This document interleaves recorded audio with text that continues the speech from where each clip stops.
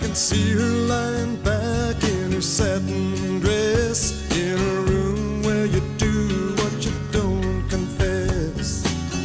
Sundown, you better take care if I find you've been creeping round my back stairs.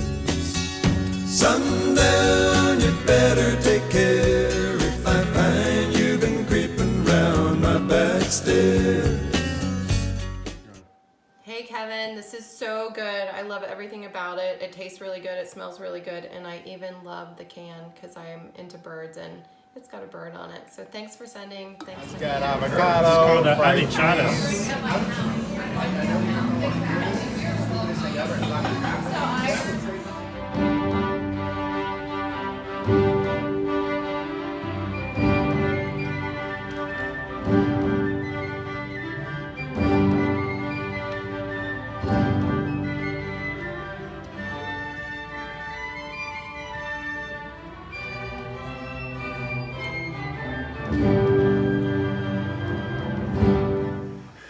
What's going on YouTube? BrewTubers.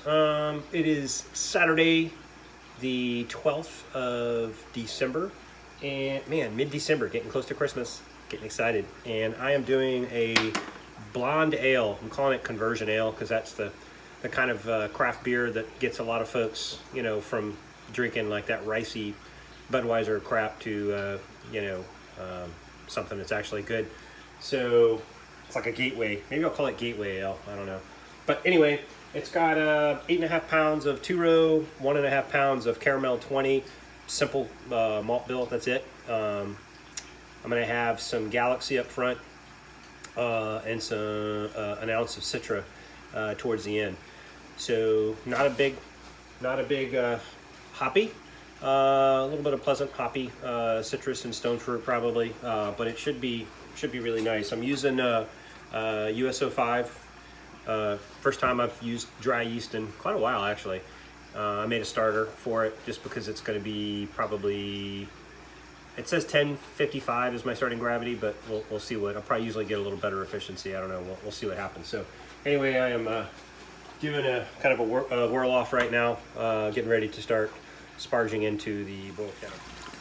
So this is the finishing of boil off. It's pretty clear, looks like good color. So I will soon start sparging. And poor old Reese, poor guy, he's down here keeping me company, trying to keep him away from the stitches. All right, looks like pretty good color coming out. It looks like a blonde ale. Wow, I guess I got in my focus, I missed just about all of the brew day, but what I ended up with was for pre-boil 1040, I was looking at 1042, I hit 1045, and then for OG, it's supposed to be 1053, I hit 1053, then it went up to 1054, but I'll call it a day. So I'll splosh this around in the buckets and then get it over there in Firm Betty.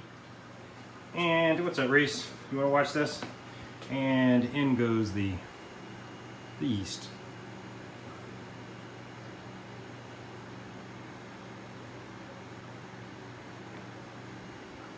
So again, that is a 1 liter starter of USO5. Cheers. Happy Homebrew Wednesday. And hope everybody had a Merry Christmas if you celebrate it, or whatever holiday you celebrate, and are looking forward to a Happy New Year. This is, first of all, it's a Effie's glass, which normally Effie's comes in. One of my favorite beers I discovered when I was a young man in Turkey when I was, stationed there in the U.S. Army. But this is not Effie's. This is my golden ale. I got this glass from a good friend, and I'll tell you in a minute. But I just really like this. I just really like this glass. But this this golden ale is marvelous. Happy Homebrew Wednesday. Cheers.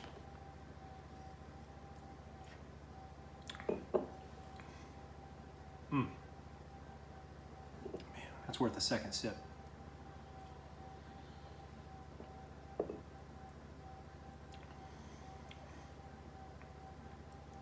Such a good beer. Man, I've almost got this perfect.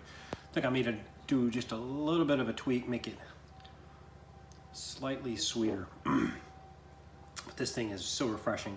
I'm not sure what to call this thing. I was going to call it conversion gold or conversion ale, because it's a golden ale, and that's typically what you serve somebody who has never had craft beer and you're trying to win them over, you know, from Budweiser.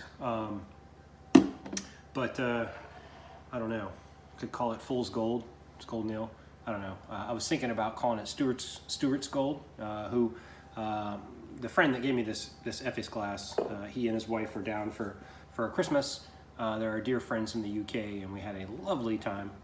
And I mean, we did all kinds of stuff. Played golf. Couldn't do a whole lot of stuff because of, you know, COVID going on with Omicron, but we did go have dinner one night at an oyster place before they locked everything down, and really enjoyed. I mean, I really enjoy spending Christmas with those guys, or those guys spending Christmas with us. And it's his 50th birthday coming up in a few days, and so I'll be going to see him for that. But anyway, he tasted this golden ale and really loved it. So the story of this glass, so and Effis, we were not too long ago, we were down in Myrtle Beach at the Dean's List South, our little summer home, and we had Stuart and I had went and played golf, and had a horrible day. Although I did see an alligator. I think I posted a picture of that in Homebrew Wednesday. But Stuart and I were talking, and I look and I see, oh my God, they have Effis. We were sitting at the bar having this awesome freaking pretzel. They had this huge buttery pretzel that just comes suspended in front of you, and there's all these dipping sauces. And so we were chowing down on that thing, you know, sampling some of the different beers they had on tap. And then we looked at, I think it was coming back from golf, maybe not, now that I think of it. Maybe we were out doing something else. Oh, we went to the golf store, picked up a club, we went and played golf the next day. I digress. Anyway, I looked in the beverage fridge and I saw a bottle of Effis, and I was like, oh my God, I love this beer. And he and Alba had just been stationed in Turkey. That was their last assignment. They just moved from Turkey here to the United States. So he told the bartender, hey, I want to buy one of those bottles. And I said, oh, we're going to drink that tonight? And he said, no, but it will surface again. Trust me. So that was a while back. That was for Thanksgiving. That was last month. Yeah, it's still November. That was last month. So in my Christmas presents, not only did I get this bottle of Effis and this glass, which was just really cool drink. I drank that glass of Effis out of this last night. I'll put up a photo. Not only did I get that, but I also got a really cool sampler set of, you know, beer sampler, like a flight of beer glasses. I mean, I've had the kind you get with a paddle and the cups, but I never trust it because you're worried you're gonna, you know, drop it because the paddle can, you know, go at an angle. But he got me the kind that comes with like the dual level with the holes cut out, and there's chalkboard paint on there so you can put what beer is in each holder.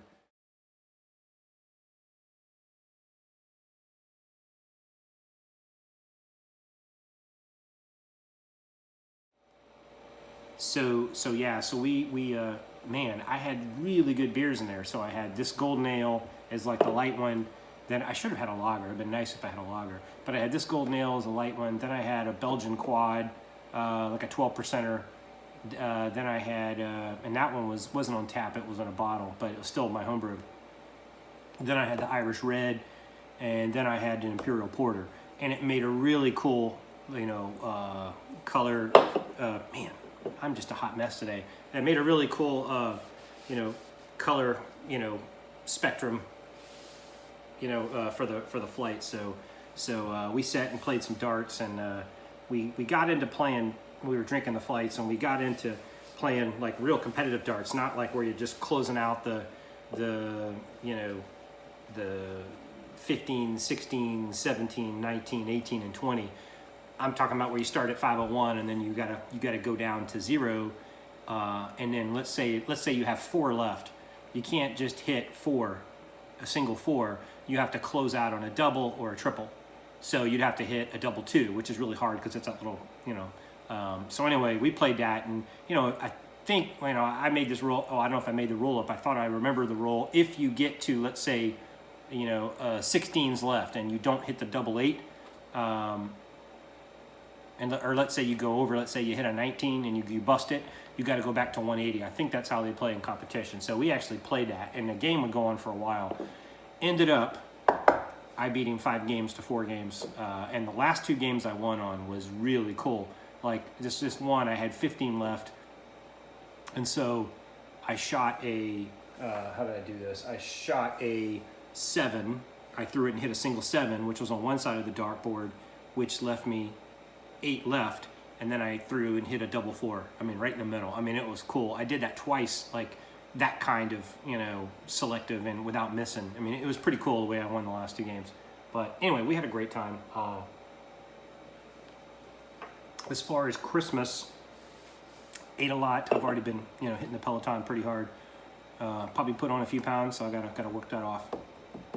Didn't get too crazy though.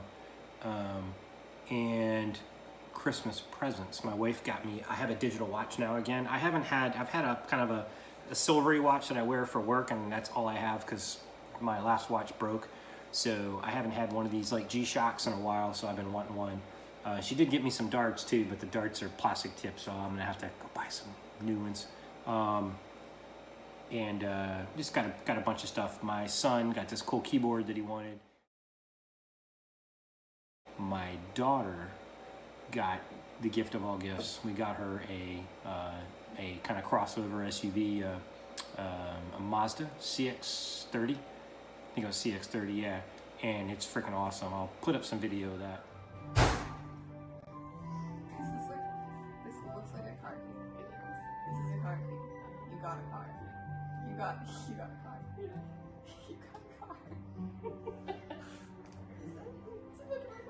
Are you serious? You're kidding.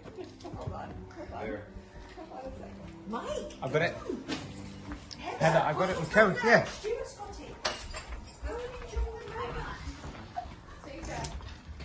He's alright.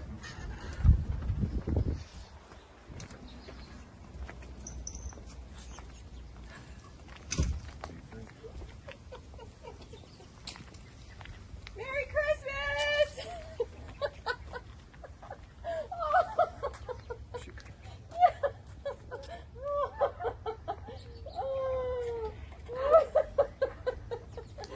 Yeah, I love your reaction.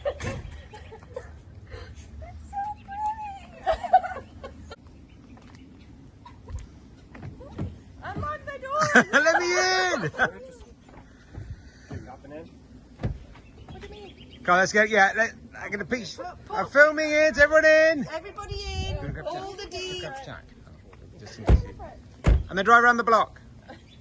Oh, Jack's out. Yeah, Albro, get him.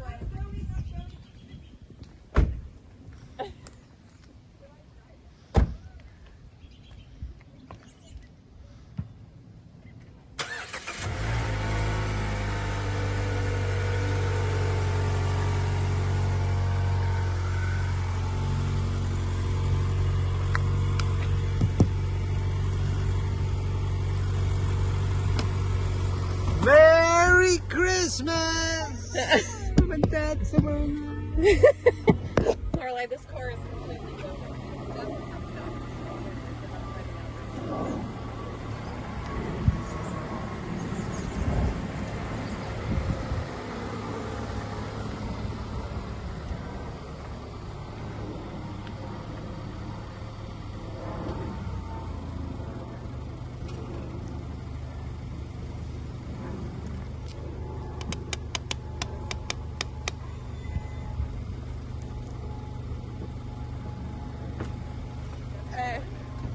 So it's Merry Christmas, everybody! You're on camera. Look at this. Cool.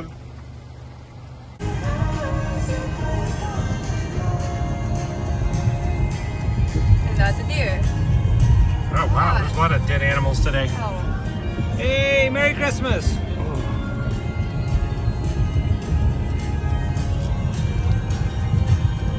Nice.